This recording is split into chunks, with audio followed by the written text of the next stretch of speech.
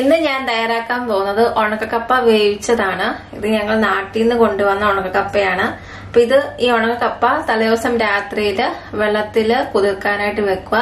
അതിനുശേഷം ഒരു 2-3 പ്രാവശ്യം നന്നായിട്ട് കഴുകിയതിനു ശേഷം വേണം നമ്മളിത് വേവിക്കാനായിട്ട് എടുക്കാനായിട്ട്. ഇതിപ്പം വലിയ പീസായിട്ടാണ് കപ്പ വാട്ടിയേക്കുന്നത്. ഇത് നമ്മളൊന്ന് ചെറുതായിട്ടൊന്ന് നമുക്ക് വേവാനായിട്ട് ഇതൊന്ന് ഒടിച്ചു കൊടുക്കണം. വലിയ വലിയ കഷ്ണങ്ങളൊക്കെ ഒടിച്ചു കൊടുക്കണം. ഇതെല്ലാം ഒടിച്ചിട്ട് ഞാനിത് വേവിക്കാൻ പോവാണ്.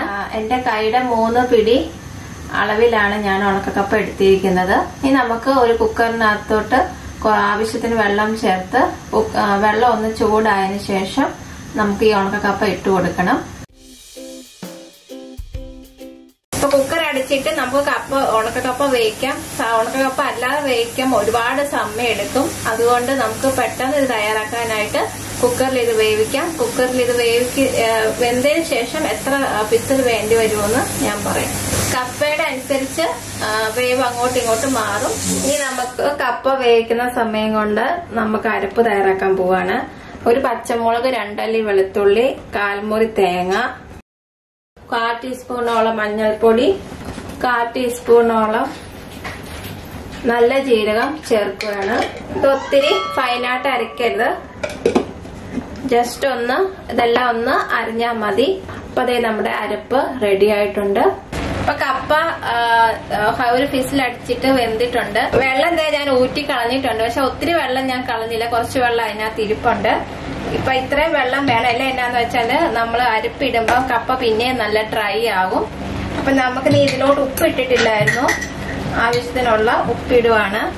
കപ്പ ഒഴിക്കുമ്പോ നല്ല ആവശ്യത്തിന് വെള്ളം ഒഴിച്ചു വേണം വേവിക്കാനായിട്ട്. കപ്പയുടെ അനുസരിച്ചിരിക്കും ഇതിന്റെ വേവ്. അപ്പൊ നിങ്ങൾ ആദ്യം ഒരു ഹൈ ഫ്ലെയിമിൽ അടിച്ച് നോക്കുക.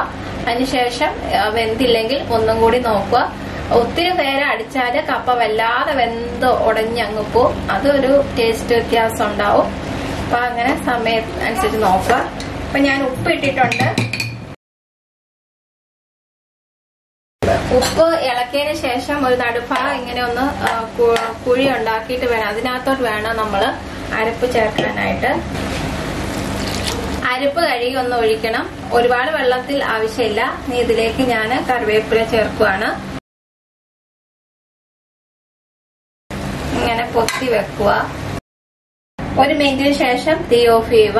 എന്നിട്ട് ഇളക്കി മീൻകറിയുടെ ബീഫ് കറിയുടെ ചിക്കൻ കറിയുടെ വേണമെങ്കിൽ നമുക്ക് കഴിക്കാം.